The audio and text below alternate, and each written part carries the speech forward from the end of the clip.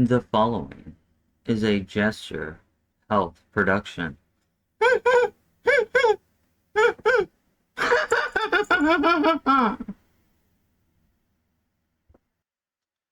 All right. Hello everybody. Today I'm gonna show you how lactoferrin actually works. So as I said, when I first got um lactoferrin, I had a sinus infection um caused by allergies. So what does it do that how does it work against allergies? Well, it's a natural antimicrobial and anti-inflammatory protein that combats infections and reduces airway inflammation. It helps eliminate bacterial and viral pathogens responsible for sinus infections, often by binding iron to starve bacteria. Okay? That's the key thing, is it takes the iron away from the bacteria. So, and it can do this to bacteria, viruses, and fungi. It reduces inflammation, and especially in the nose. And you can just type these things in and look for yourself. So that's the first one. Let's go to the next one. Okay, so the next one we have, how does lactoferrin heal cancer? So lactoferrin inhibits cancer through several direct and indirect biomechanisms. So the induction of apoptosis. Apoptosis. So lactoferrin triggers programmed cell death in a variety of cancers, including breast, stomach, and prostate cancer. It can activate both the extrinsic and intrinsic pathways by modulating proteins such as BAX and BCL-2 and capaces. Okay, so here's one of the key things right here. You always hear about glucose feeding cancer, but you don't hear about iron as a fuel, and iron's important, and which we'll get into, but what it does is it starves cancer cells of iron that they need for rapid growth and metabolism. And this is where it can induce ferroptosis, iron-dependent cell death in some cases. Okay, so bovine lactoferrin can block the formation of new blood vessels that tumors require to grow and spread. Alright. It enhances the body's natural defenses against tumors by activating natural killer cells by promoting the infiltration of CD4 plus CD8 plus T lymphocytes and tumor sites. Okay? And for those of you who also think that parasites cause cancer, well, lactoferrin also can kill parasites. And it does it by the same way, by because iron's a main thing that parasites need. If you want to, you can look at this. You can do your own research. I mean, I just did this with Google real fast. You know, you can do it with Grok or anything else.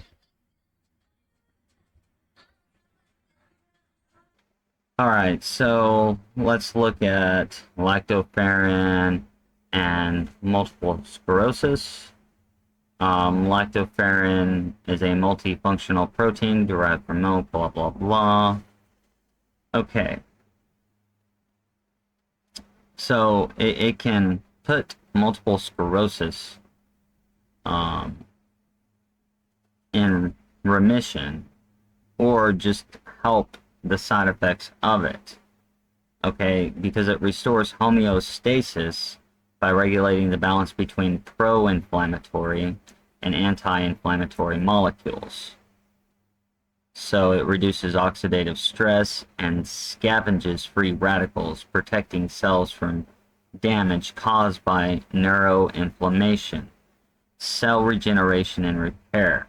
Lactoferrin promotes the maturation of whatever this word is right here, and supports stem cell differentiation, which aids in repairing the nerve damage. Iron regulation binds free iron, which is commonly elevated during inflammation and contributes to tissue destruction, gut health, and immunity. Oral lactoferrin can influence the gut microbiota and strengthen intestinal barriers, often linking gut immune health to reduce central nervous system inflammation. So, let's go away with that. And then we're going to go here, okay, to the MS lesions. Okay, so here's something else. Multiple sclerosis lesions, particularly the active lesions, contain high levels of iron, specifically iron laden at the lesions. Okay, so lactoferrin acts as an iron binding protein that regulates iron metabolism. So what does it do? It sequesters the iron from the lesions and then feeds. See right here, the iron accumulation at the edges can induce ferroptosis. Remember that word from the cancer thing, a type of iron-dependent non-apoptotic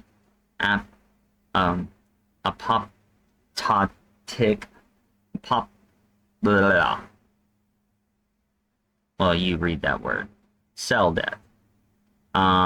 So it's also taking the iron away. Given that iron-driven oxidative stress contributes to demyelinization and damage, the agent that binds iron, lactoferrin, might theoretically aid in reducing iron toxicity. There needs to definitely be more studies on this. Now, I'm not saying that lactoferrin is the, could be the key to some of this or aid into it.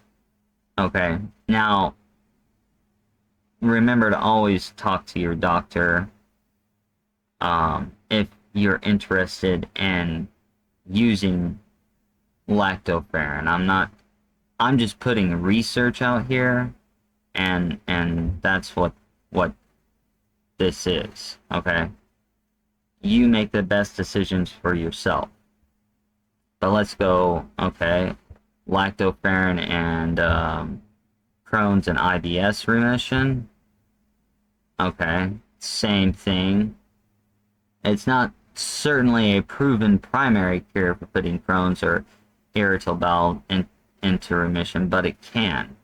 Okay, a patient who achieved remission via standard treatments successfully maintained that remission by taking 1 gram of bovine lactoferrin daily. I think that's at least like 1,000 milligrams. Well, yeah, that would make sense. And from the pills that I take, that would be about 4 pills.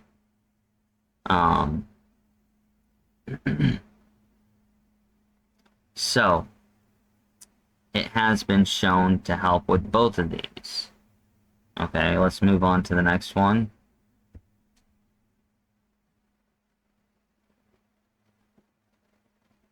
Now, lactoferrin can block viruses and also defeat viruses because it can block a viral entry into host cells, inhibiting replication. We're talking about things also like COVID, influenza, herpes, It prevents the entry of them. It's also been shown in vitro to do it with HIV. Now, there's no studies on if taking lactoferrin would prevent HIV in the body. That study hasn't been done, but in vitro has been done, which is quite interesting. And lactoferrin is good. See, research suggests it's highly effective against COVID, Zika, and hepatitis. It inhibits HPV. Okay.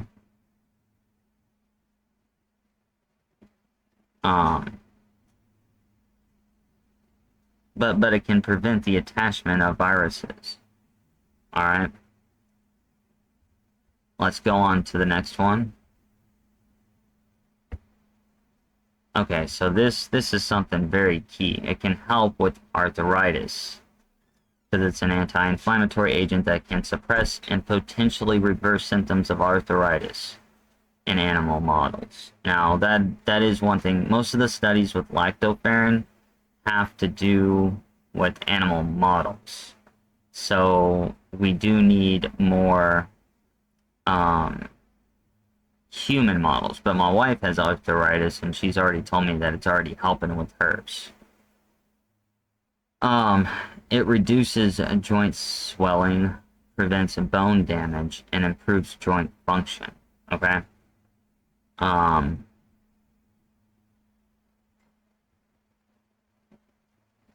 We're gonna get into why it acts as anti-inflammatory agent.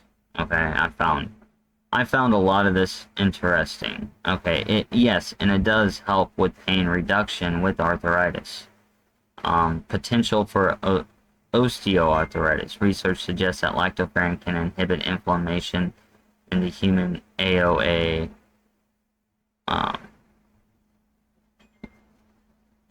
These words that I don't want to try to pronounce, but it basically promotes cartilage repair.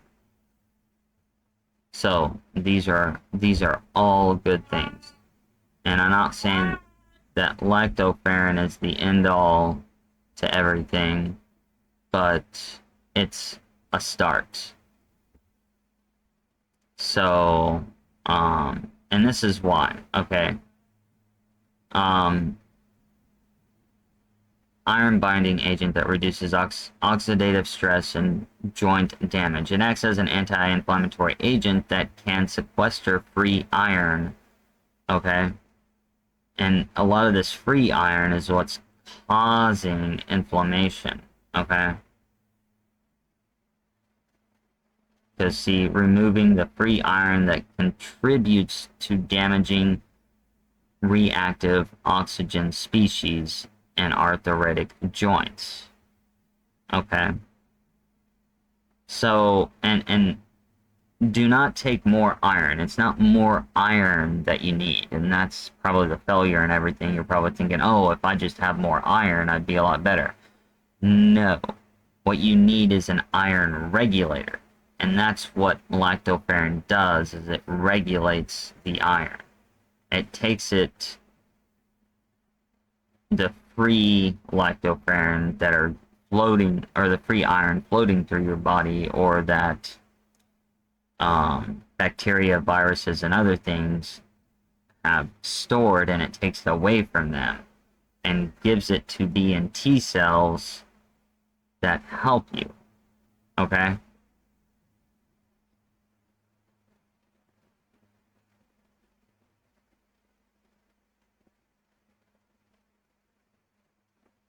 So, okay, let's look at another one.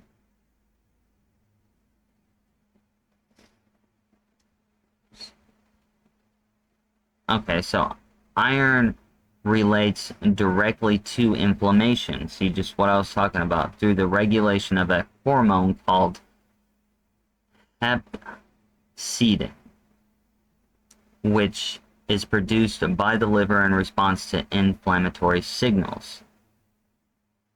Okay, inflammation causes hepcidin to spike, which restricts iron absorption and traps iron inside microphages, leading to lower serum iron levels, hypothermia, and often results in anemia of inflammation or functional iron deficiencies.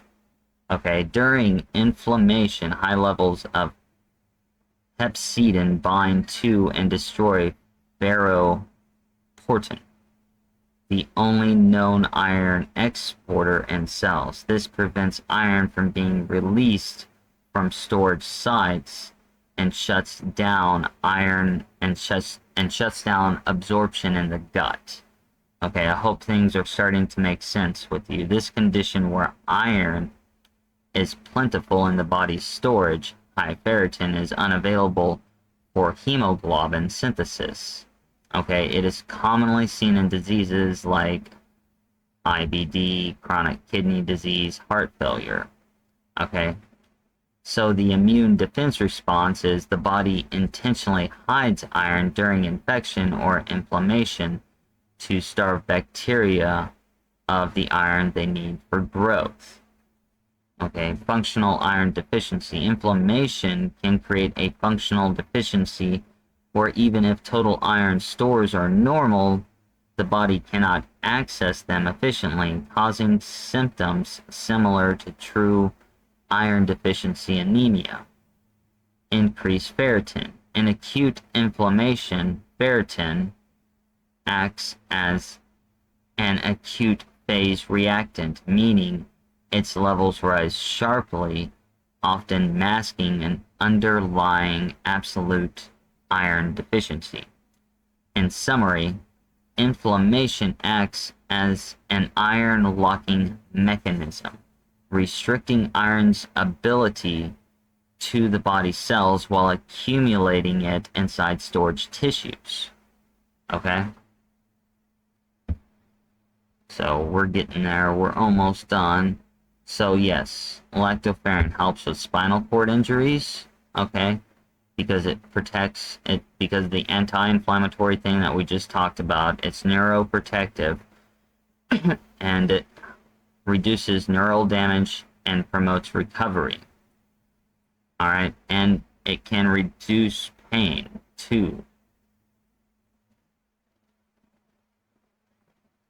Alright, these are all good to really look into, especially if you're having spinal issues. Okay.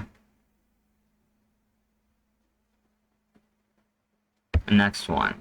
Lactoferrin gives you a good microbiome. Lactoferrin is a protein that supports healthy gut microbiome by acting as a prebiotic and antimicrobial agent, promoting beneficial bacteria while inhibiting pathogens such as E. coli and Salmonella.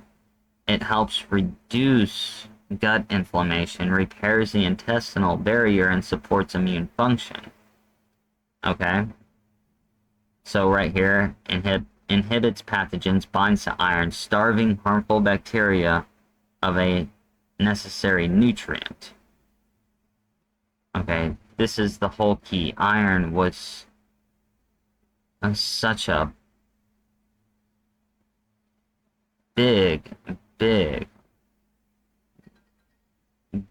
key in this, and it's more important in children than it seems to be in adults.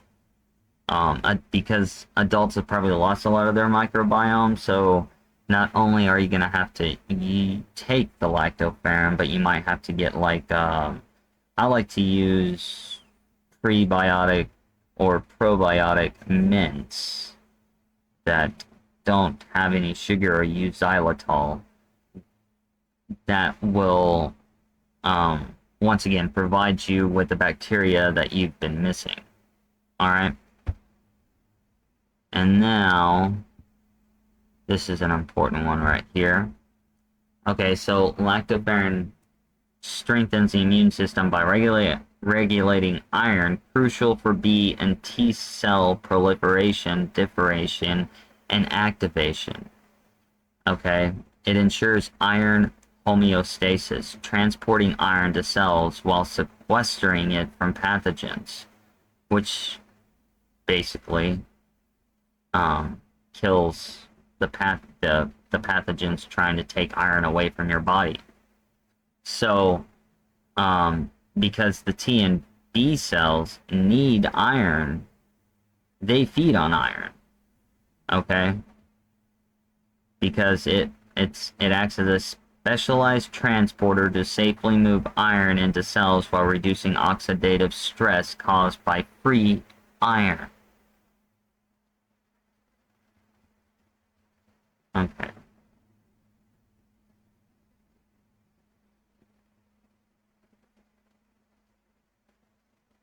So, and then finally, if you suffer from seasonal allergies, lactoferrin helps manage seasonal allergies by acting as an anti-inflammatory antioxidant that reduces pollen-induced airway inflammation. It acts earlier in the allergenic chain than antihistamines, lowering oxidative stress, inhibiting mast cell histamine release by up to 50%, and reducing allergy-related respiratory symptoms. Alright? So, well, this was definitely a big game changer for me in Texas, I'll say that much.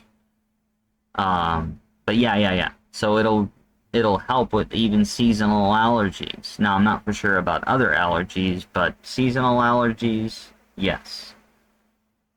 So, I hope you enjoyed. Hold on.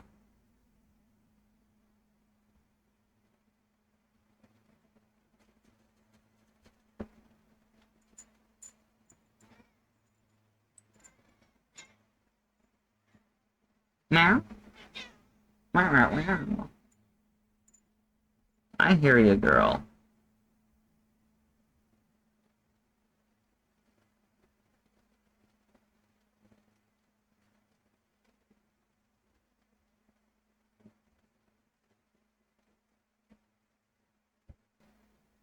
Crap.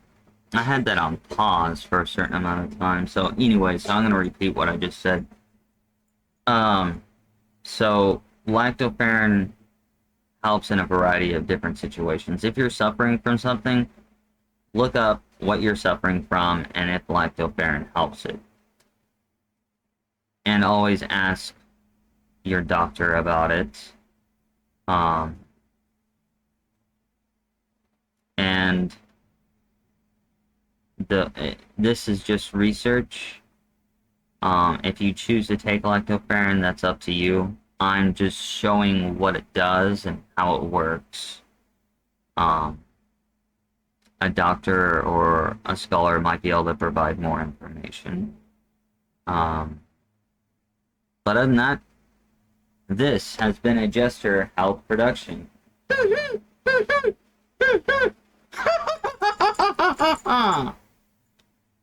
I really hope I didn't do that twice, but if I did, the joke's on me. But I don't think I did. Anyway, y'all have a good one. Monday I'm busy because I gotta find a job.